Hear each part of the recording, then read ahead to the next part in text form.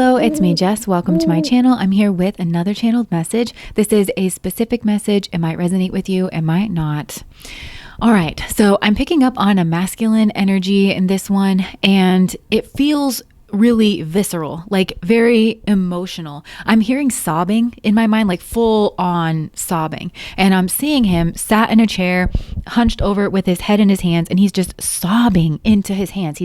He's really crying, and he seems like isolated, like maybe he's sneaking off to cry, like locking himself in a bathroom or like a closet somewhere and just crying and kind of giving into his emotions. And I'm hearing the words realize and reckoning.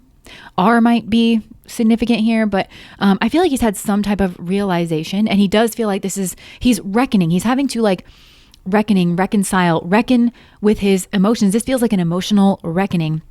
And it could be around a reconciliation that he knows like will never happen, or it feels like it should have happened here in the past with a feminine energy that was walking away.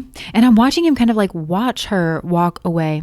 And the image I'm seeing in my mind, what deck is this from? It's from the Lightseer's Tarot. I'm seeing the image on the Eight of Cups where there's that woman and she's dressed in white, looks very bohemian, but she is walking away from, it looks like a swampy, pondy area, and she's walking towards the sun. So that says to me that she's seeking her independence. She's walking towards health and joy and warmth and clarity, people who will be clear with her, because it seems like this masculine was not clear. And I think especially he was, like not emotionally clear. And that's where I feel like there's a lot of anxiety. There's a lot of crying. Now I'm seeing the Knight of Swords, or the Nine of Swords in my mind, somebody not being able to sleep. And again, head in hands, kind of anxiety. And I feel like this was a moment in the past where he wanted to send a message or clear the air, but was like very much in his mind about that. And I think he's realizing that she was in her mind, like she was in that Nine of Swords energy. But I misspoke earlier and I said the Knight of Swords, which is like, it can be an argument, right? Like very argumentative energy. And to me, it overlaps with the Nishta, which is at the end of Capricorn into Aquarius. And it's like it's the height of Mars. And there could be that energy here, like again, argument, but the height of Mars does seem to indicate like maturity here. So he could be seeing that in her, that she demonstrated a mature Mars in a certain situation, possibly by walking away because she wasn't getting clarity. And like I said, she went to seek that out: warmth, clarity, joy, independence, health. And I feel like there's a reckoning around this. And it feels like he was all up in his head. Something here is like cut through the thought space. And he's realizing that he was in some kind of like functioning dysfunctional energy. It was the same old. It was some type of pattern. It wasn't a happy pattern. It was very turbulent, very emotional. It could have been that he was in a situation with somebody else and it feels like maybe debaucherous or like friends with benefits, non-committal, but it also could have been just like a lifestyle. Somebody who is non-committal by nature doesn't want to try something different, when he was meant to kind of turn over a new leaf with the Ace of Cups here. And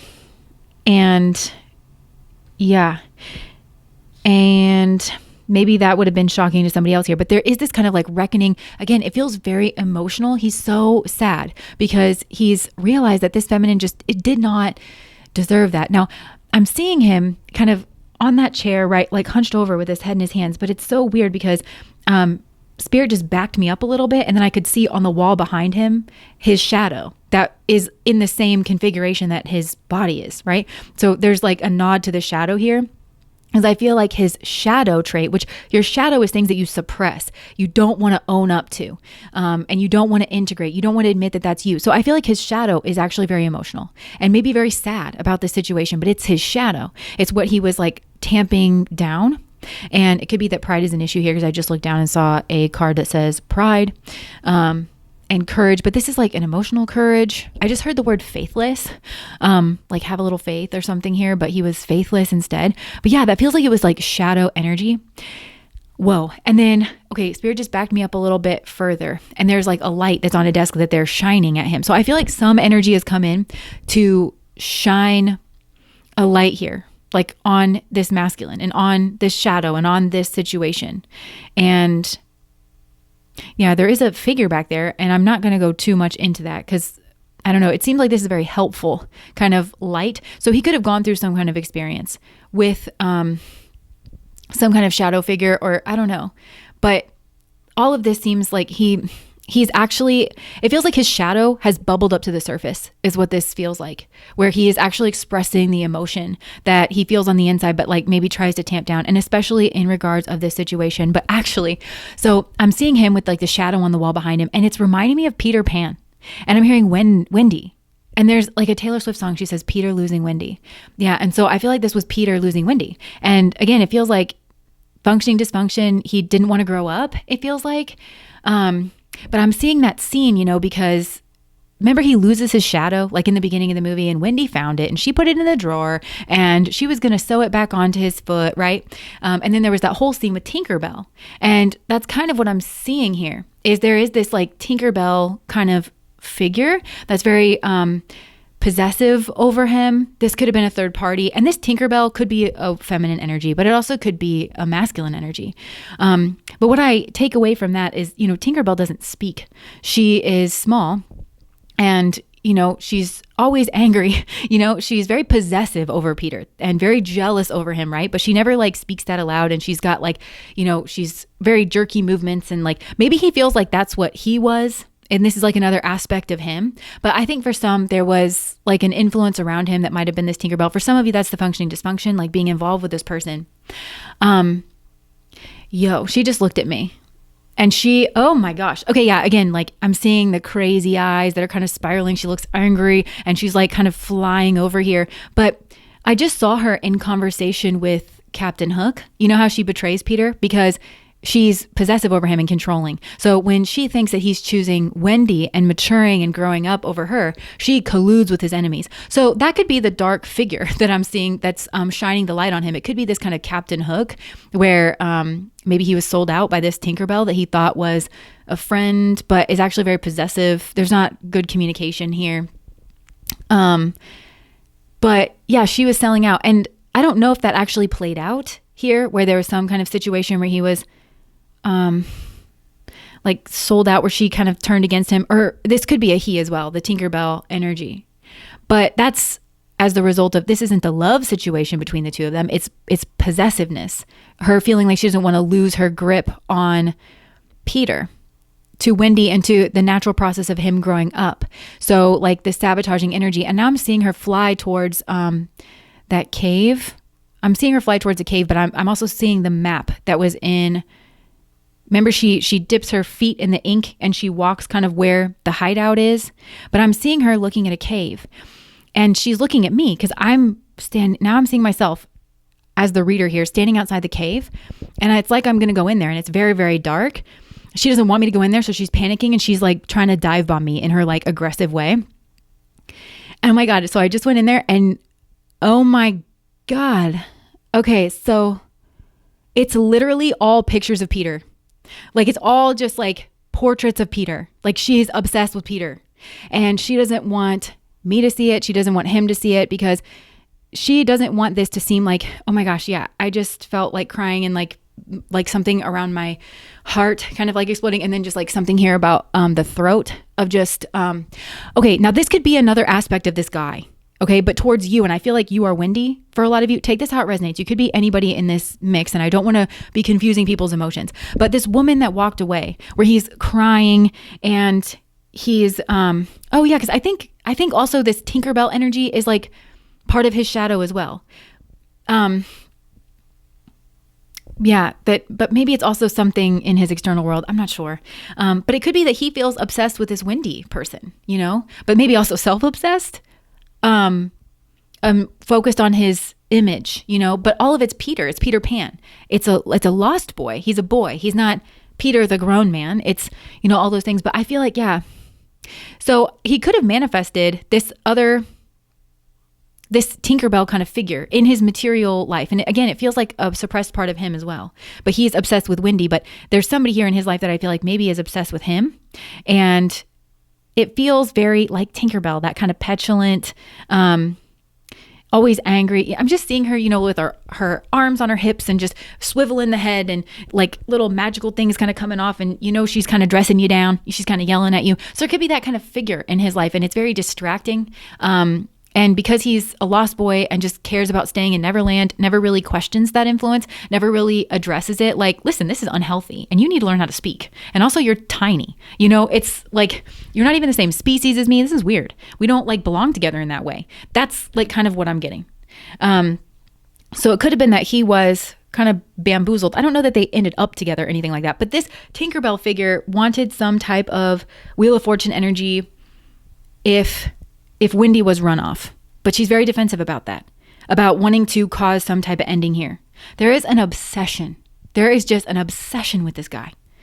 Whew. But I feel like this is a functioning dysfunction within her, and I think it comes from low self-esteem, and she was supposed to start anew as well with the Ace of Cups. And it feels like actually with a friend group first. To help her balance something out on the inside. And it feels like with the same gender. So if this is a woman, it feels like having some girlfriends around. If this is a guy, it feels like starting over with different kind of guy friends. And it's like maybe so that they can learn. And they have some things that they're supposed to teach as well. But it's not emotional regulation, I can tell you that. But instead, there's like this kind of competitive competition energy. I feel like this is an aspect of him as well, though. But that's the way that he feels towards Wendy. It's just that he was so distracted and he was just living this lost boy kind of lifestyle. But there is this reckoning. And it is a grown man that I'm seeing crying here. And like the shadow is a grown man. And so it's like he's grown up and he's matured. And he's realized that he should never let Wendy go. And he needed to turn a corner in his soul. He needed to grow up. And instead, he was in that Tinkerbell energy. And it could be because that's who he hung around. And it could be a group of Tinkerbells is what I'm getting. And the Tinkerbells could be men. It also could be women. But it's like unhealthy. It's a culture of unhealthy communication and not actually using your words and your voice to say what it is that you mean and to be like direct. Instead, it's like body language and petulance. And it's all very childish.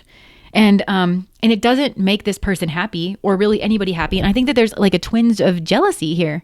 And there's even a twinge of jealousy that Wendy was able to get free and choose herself and be independent and mature and go after her own sun energy, her happiness, her joy, her warmth, when it was not provided here. Because it also seems like maybe there's a group of people that she knows him with. And this could be the group of Tinkerbells and Peter Pans, or it could just be like, I don't know. There seems like there's some kind of social group that they know each other from, but she wasn't treated fairly in that. And he's realizing it, and he should have cleared the air here. And it feels like with her directly, about her being his favorite, or about his behavior. He needed to address that. And maybe there's some type of breadcrumbing behavior here too, and manipulation. And I think he was also manipulated or manipulating himself as to what it was that he was seeing. And he broke his own heart is what I'm getting, but he broke hers too. And there's just like a lot of tears here, and he's seeing everything differently. I just heard, I want to call you. Like should have made a phone call is what I'm hearing as well. Like should have called you to like clear the air. Should have been your sun energy so that you could come back. They needed to turn their sun on, right? Which sun is like, show who you are as a person, be integrated and whole in your philosophies, right? So if something here didn't align with him, of the way that this group was behaving and the way that he was behaving, and also it's not the way that he himself would want to be treated, then he needed to see that and make a better choice. But I just feel like, he was feeling inadequate here, but and just broke his own heart is what I'm getting, but broke hers too. And he wants her to see, if he wanted her to see him differently, he needed to turn his sun on, like his sun light. He needed to be whole. And the sun is an emblem of masculinity. So he's trying to balance out inside here. He could be watching her, finding some peace for herself, closing out the cycle. There's some type of paradox maybe about something that he's seeing. He's seeing things differently. He's seeing, and part of the paradox might be that everything he accused her of was the thing that he was doing, or that somebody around him was doing. And that she was really, I think, trying to be sweet or trying to be emotional or trying to initiate some type of direct emotional conversation. And he cut that off in order to be petulant. And it was like, read my mind, chase after me, kind of a thing. I'm not sure. But I feel like he came up short in the past and he realizes it. And there's some type of fantasy, like he wasn't grounded in reality. And it seems like he is recognizing that. I just heard quaint. Quaint. I don't know what that means. If that means anything to you, then just take that. Yeah. But he thinks very highly of this feminine, of this Wendy. He sees her as the empress and the lovers. I mean, it just does not get any better than that. And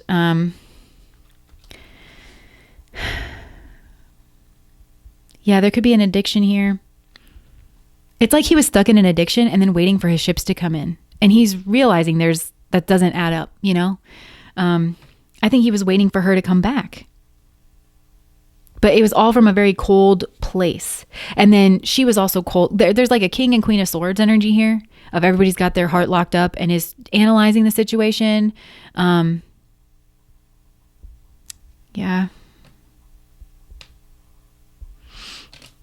It's like, give me a reason kind of thing. He was maybe trying to be strategic with the message.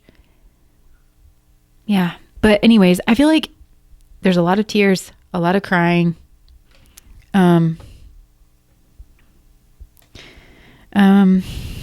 just had honesty, patience, and relationships. So I feel like that's what he's working on. That's his karma. Honesty, patience, and relationships. That's what he's trying to master, but it's also part of his shadow. That's the fears that he's afraid of facing. But I think that he's feeling in a beggar stance now, like he doesn't have much to offer, but it's because he needs to master those things. So I think I'm going to leave that there, but that's what I have for you. If that resonates, please like, comment, and subscribe to my channel. Bye, guys.